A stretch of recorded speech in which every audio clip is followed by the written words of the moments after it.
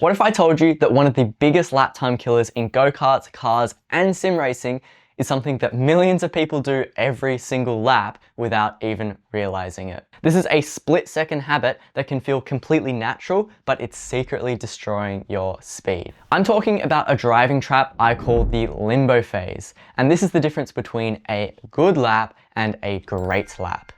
In this video, I'm going to break down exactly what the limbo phase is and where it happens on track, show you precisely how and why it kills your lap time, and most importantly, give you a clear, actionable plan to eliminate it from your driving forever. If you don't know me yet, my name is Kyan, and I've been racing for the past decade in everything from sims to karts to cars. Back when I was racing in rental karts, I managed to set the lap record at my home track and win 32 out of the 35 races I competed in across 2 seasons. Since then, I've been professionally coaching competitive rental karters and created the Go-Karting Fundamentals course, which is an 8-week, 30 video plus online program that's used by karting venues across Australia to give their league drivers a step-by-step path to getting faster. Anyway, that's my backstory. Let's get into stage 1 of the limbo phase. Alright, to understand the limbo phase, we first need to talk about a concept you probably already know, which is coasting. Coasting, very simply, is when you're not on the accelerator or braking. The kart is just rolling under its own momentum. And to set the fastest lap times, you never want to be coasting. As you approach a corner, you should be 100% on the throttle, and then as you reach the braking zone, switch from 100% throttle to 100% brake.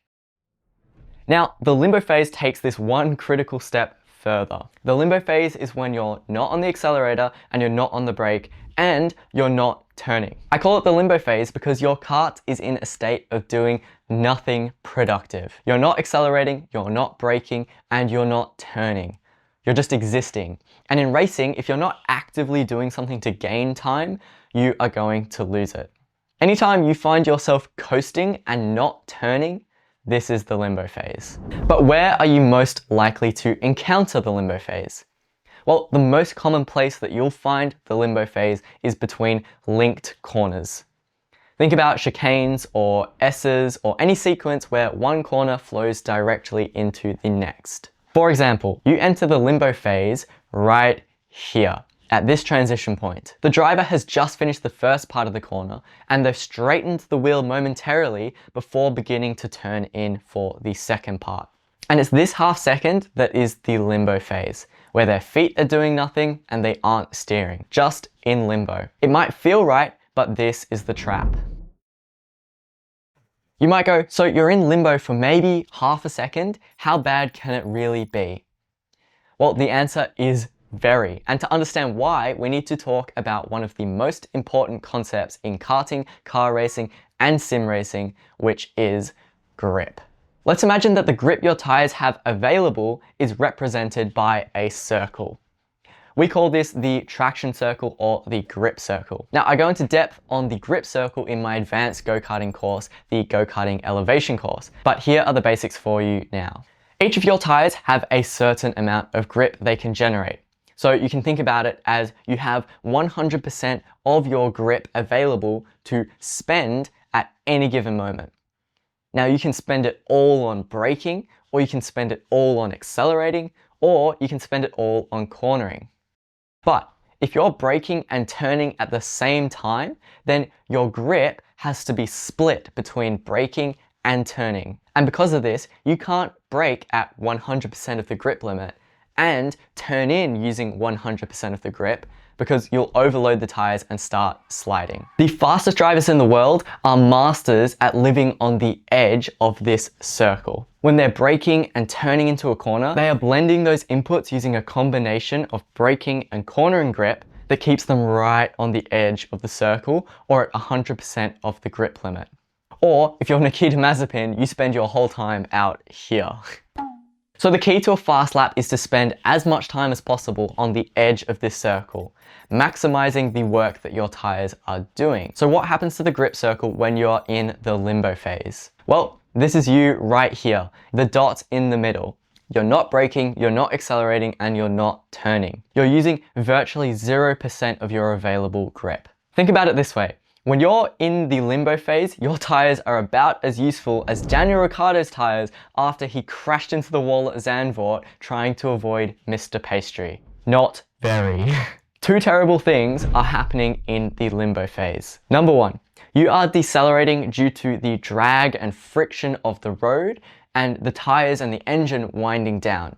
But you're not decelerating as efficiently as if you were braking. You're just slowly bleeding speed off. And number two, you're using a lot of time, but you aren't using that time to position the kart or rotate the kart to prepare for the next corner. It's wasted time and wasted grip. And this is why the limbo phase is so bad. On to stage 3, how to actually fix it. So how do you escape the limbo phase? Well, it's actually super simple. Always be doing something. And always be using as much grip as you can so that you're as close to the outside of that grip circle as possible. Your feet and your hands should always have a purpose. Now, the first step to being able to do that is learning to feel the grip. Now, this is a massive part of what I teach in the Driving to the Limit module in the go-karting elevation course. But once again, I'll give you the simplified version right now. To start sensing grip, you need to listen to what the kart is telling you. So you can pay attention to the sound of the tires. Are they quiet? Are they squealing and scrubbing? That squealing sound is the sound of grip being used, and often too much grip being used and the tires sliding. You can pay attention to the G-force on your body. Are you being pushed hard into the side of the seat? That is lateral G-force. Or are you being thrown forwards in the seat and that's a braking or longitudinal G-force? Now, the stronger the force, the more grip you're using. And finally, the steering wheel. Feel the weight in the steering. As you load up those front tires into a corner, the steering should get heavier. And this weight is direct information about how much grip you're using at the front. But for example, if the steering wheel suddenly becomes much lighter and the back starts sliding out, then you know you've got oversteer and exceeded the rear grip. So by focusing on all of these feelings and senses, you can start to build up a mental map of that grip circle. Once you start to get a feel for grip, then you can apply the fix. So the goal is to eliminate the limbo phase by making sure that you're always on the brakes or always on the accelerator or turning. So let's go back to the S's example. So this driver approaches turn in for the first corner and then they straighten up the wheel, starts coasting and goes into the limbo phase for just a moment. And then they turn in for the second corner. And now look at this version with the limbo phase eliminated. They brake slightly later, carrying the kart deeper into the first corner, which puts them into the right position to come off the brakes and immediately start transitioning to turn in for the second corner, then feeding the accelerator in to power out of the exit. And if you look side by side, you can see just how much time is lost in the limbo phase when nothing is actually happening. So in the second version, there's no coasting and basically no limbo. The steering is only straight for a split second during the braking to not lock up the brakes, remembering back to the grip circle. But the transition from braking to accelerating is basically instantaneous. So the next time you're on track, focus on just one corner sequence in the lap, and every lap, consciously think about that transition point. Ask yourself, am I in limbo? Am I doing nothing? And then try to eliminate it with all the tools that we've talked about. For example, you could keep turning for a little bit longer to set up the exit of that next corner, or brake a little bit later so that your kart ends up in a better position for turn in.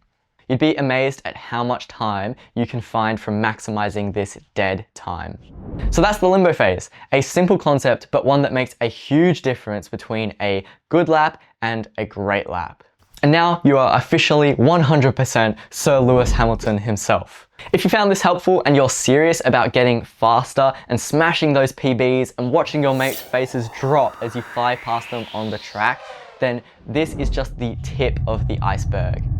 If you genuinely want to improve your driving, you can join the Fast Not Famous Discord server and come yap to me and plenty of other experienced drivers in there. There's a link in the description.